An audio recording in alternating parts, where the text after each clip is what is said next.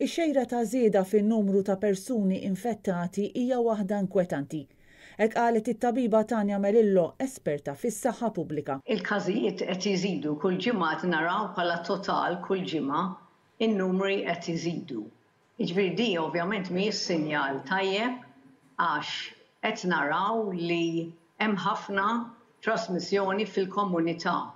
Jiġifieri hemm barra il-virus qed tinfirex kullimkien. Tanya Melillo spjegat li qed isir ħafna tixrid tal-virus fih dan il-familji u fil-postijiet tax-xogħol.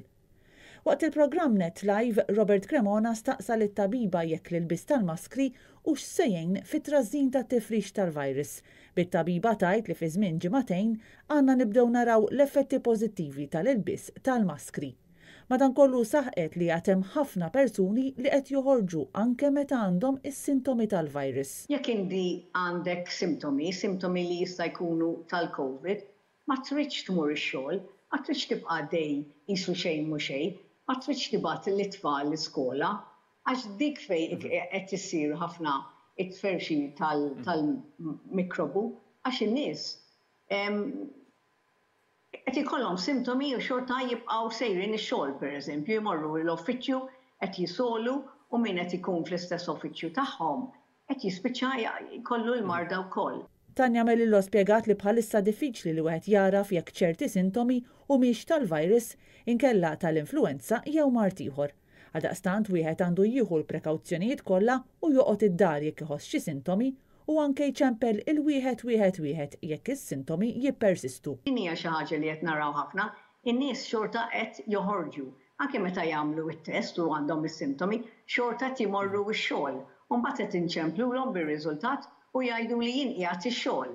Jiġifieri sakemm kienu x-xogħol daw kienu deġà qed ifrixu il-marda ma' min kien magħhom. Spjegat ukoll kif issa qed naraw li l-età medja ta' dawk li qed jimirdu bil-virus reġgħet nieżla l-isfel. L-età tal-pazjenti anke meta dej mhux l-ITU huma qed naraw inqas mill-50 sena, jiġifieri qed naraw għadi.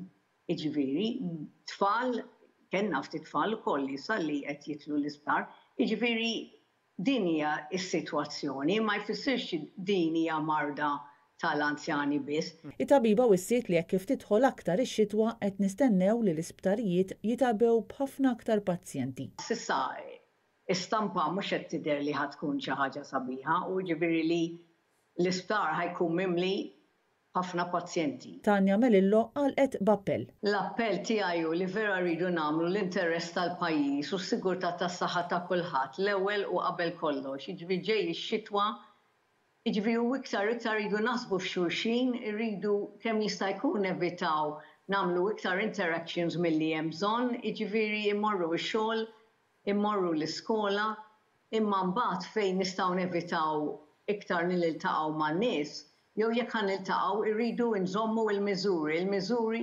tad-distanza dik hija importanti ħafna tal-inqas ta' 2 metri li dejjem nilbsu l-maskra u naslu idejna ta' spiss ħafna. Fl-aħħar 8 ijiem pajjiżna reġistra aktar minn 1000 każ ġdid filwaqt li 5 persuni tilfu ħajjithom kawża tal-COVID-19.